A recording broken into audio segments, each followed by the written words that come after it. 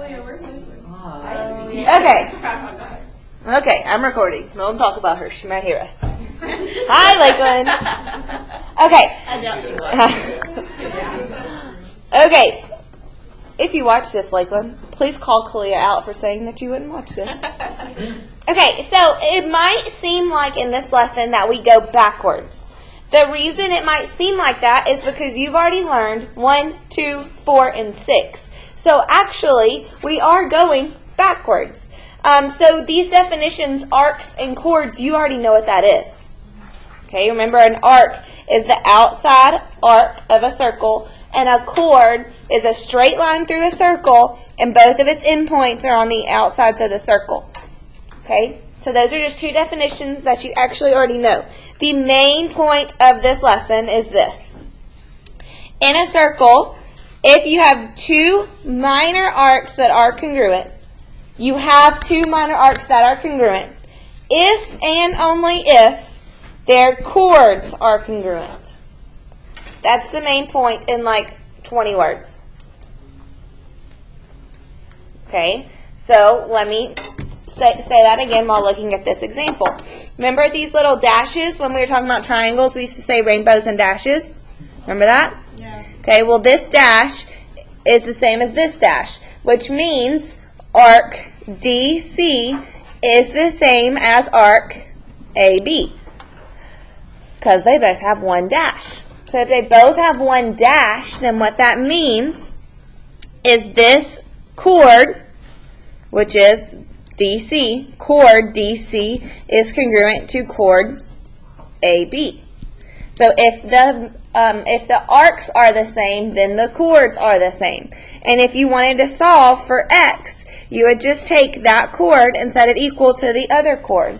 So 2x plus 3 equals 8x. You would solve and get x is equal to 1/2. However, the instructions don't say find x. It says find AB. Well, AB is 8x. So if you know what x is, you plug it back in, and you find that the chord of AB is actually 4.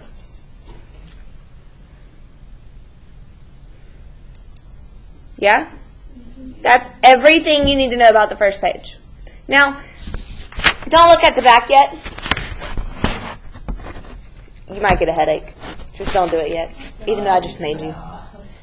It's not. So enjoy the front while you can, because it's a nice little warm up. Okay. So if you're looking at number 1, how many degrees are in a circle? 360.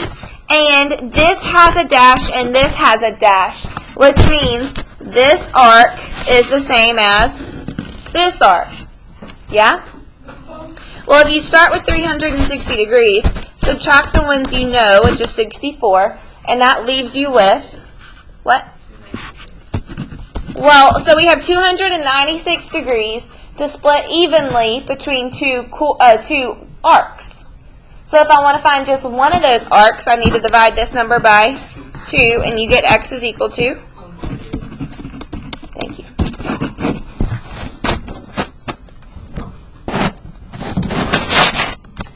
Okay, look at number 2. This is congruent to this. DE is congruent to FG, which means this is congruent to this. So, if you want to find the measure of x, and this is 116, then this is 116. Now think back to your last test.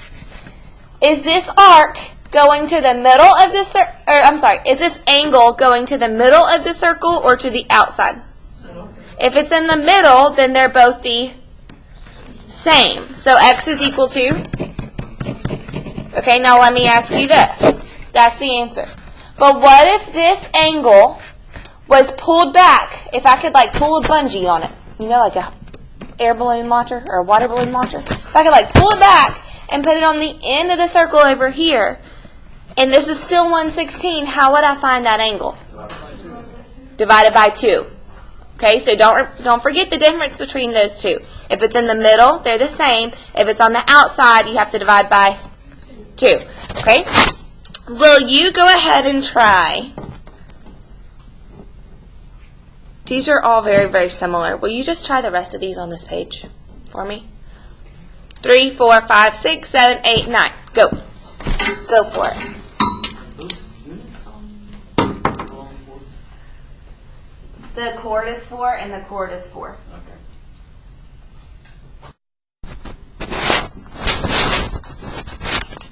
These should be all your answers.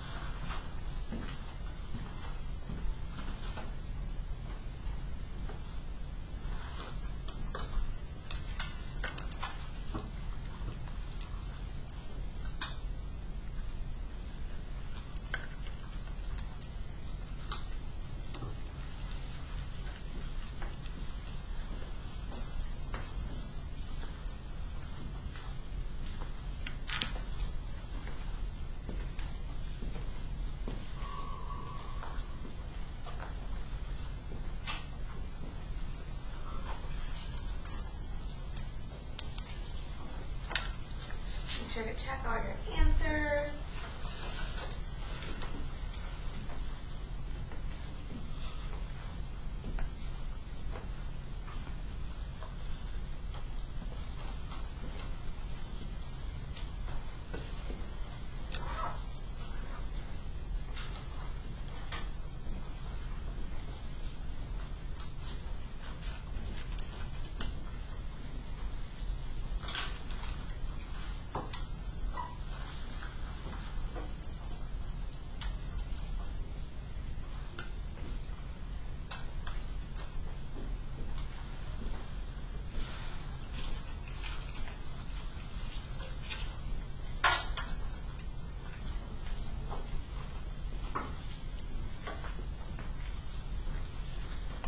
All right.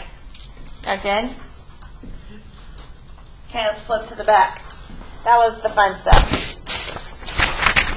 That was the warm-up. Okay, you're going to hear me say this and that a lot. So, keep your eyes on me and you'll know what I'm talking about. Okay? So now we're talking about diameters in chords. Diameter, remember, goes all the way straight through the vertex to the other side of the circle. So in this circle, there's a lot going on. Okay? A lot going on.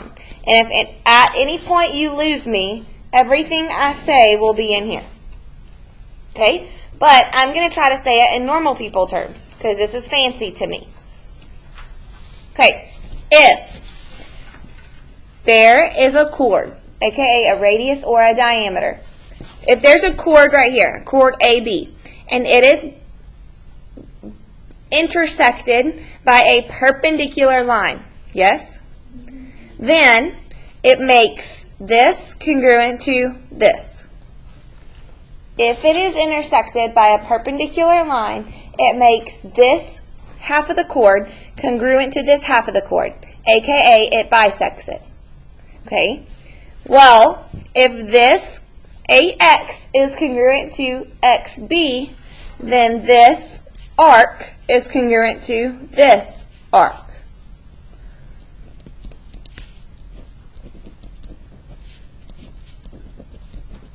If those two chords are congruent, then their arcs are congruent. Okay? Everything I just said is right here.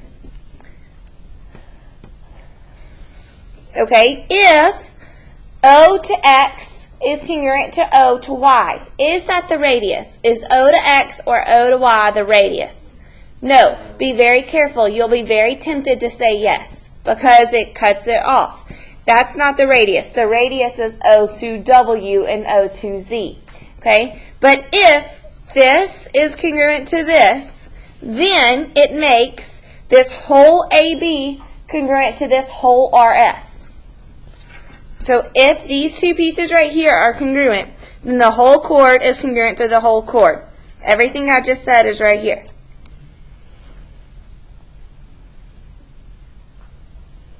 if AB is congruent to RS, then if AB is congruent to RS and these bisect, wouldn't these bisect as well?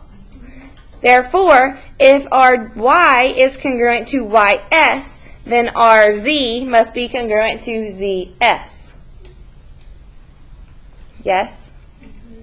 I might have lost you, and that's okay. I sometimes lose myself on examples like this, but it comes back to you when you do examples, like real examples, that you're actually solving for something.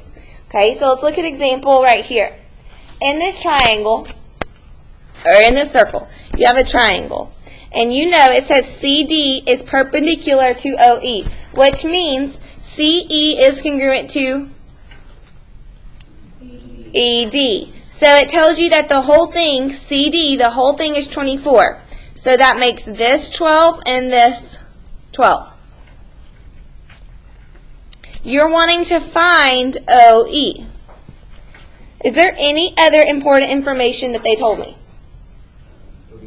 OD, which is? It is 15, and more importantly, it's the hypotenuse. Isn't that a right triangle? And I know the bottom leg, and I know the hypotenuse. I want to find this missing leg. So, Pythagorean theorem. Doesn't matter which one goes where as long as 15 is on the outside. So, square them, subtract, take the square root. You just found that OE is equal to 9. It is a triple.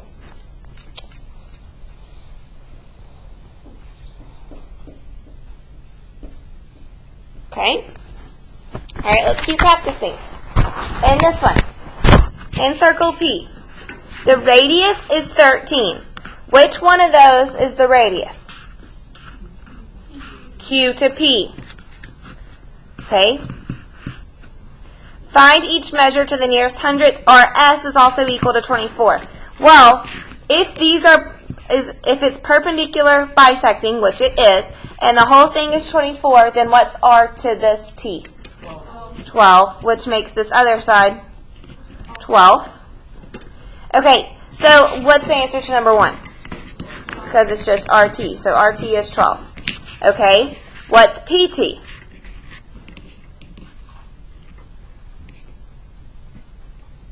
It's a great question. Thanks for asking, Miss Jenkins. I don't know. Why don't you tell us? Okay, so couldn't I draw a line from here to here? What did I just make? And we already know that the radius is. So now can I solve for TP? Which one's the hypotenuse? Because it's across from the 90-degree angle. So you would have 12 squared plus, it's also a triple. If you don't have your triples memorized, you could set it up like this. 5, 12, 13.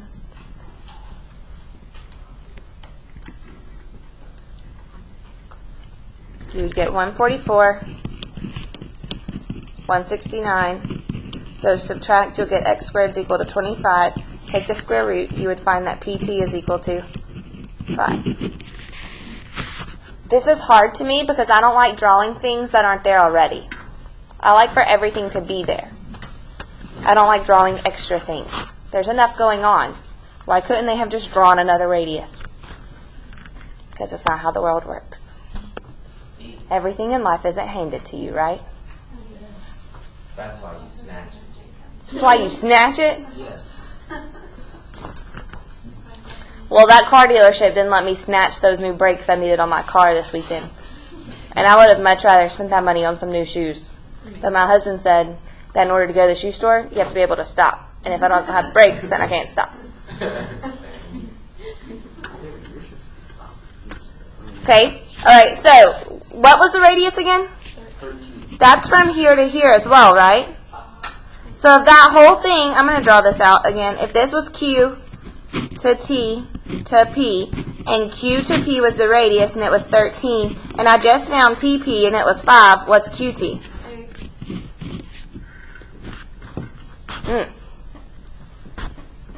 Making you think a little bit. Okay? Can you try 4, 5, and 6? Keep in mind, one thing I want to tell you. If it's perpendicular, which it is, then this is congruent to this, which also makes this arc congruent to this arc. Try it.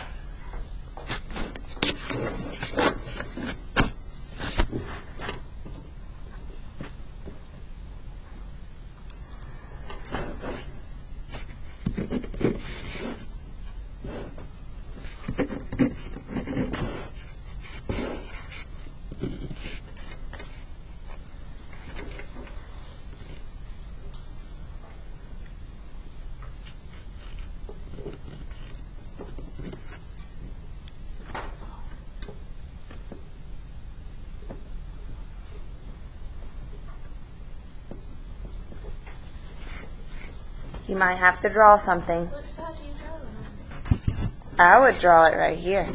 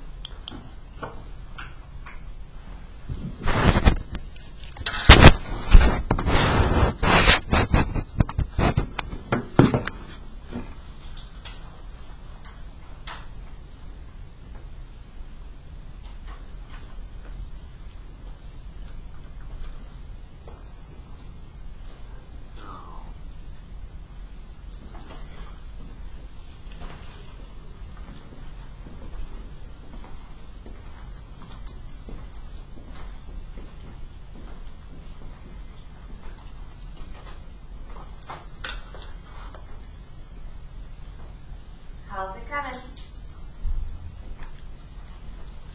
To me, when I was looking over this, besides drawing the extra radius, the hard part for me was remembering, which is not a hard thing, I forgot that if this whole thing's 90, then just split it to 2. And that's where you get DE is 45, right? Yeah. Okay, and then FD, they told you this whole thing was 8. So if it's perpendicular bisecting, which it is, then if it's 8, that's 4 and 4. Okay, well I need to find AF, which is from here to here. So I drew an extra radius, which is 6. Put an X there, and that's 4. So your hypotenuse is going to be 6. So 4 squared plus X squared equals 6 squared. When you take the square root, I think you should get 4.47.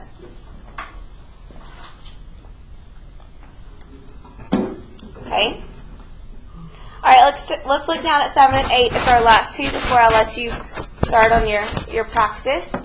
So, in circle R, TS is 21 and UV is 3x. Well, these are perpendicular bisecting, so we're going to say that TS is congruent to UV. Because, how do I know that? Because this is congruent to this. Okay, remember up top when I said if OX is congruent to OY, then the two arcs right here are congruent. So that's why I can say that, because 6 and 6. So you would just set 21 equal to 3x, and x would be equal to 7. But remember, because I know a lot of y'all think critically, which is good, well, Miss Jenkins, if that little piece is 6, how is this whole thing 7? The whole thing's not 7, that's just x, right? Okay. If CD is congruent to CB, and GQ is x plus 5, and EQ is 3x minus 6, what is x? Well, they just told us this is congruent to this. So if those two are the same, then this is the same as this. So x plus 5 equals 3x minus 6. Subtract your 1x to get 2x. Add your 6 to get 11, and x is equal to?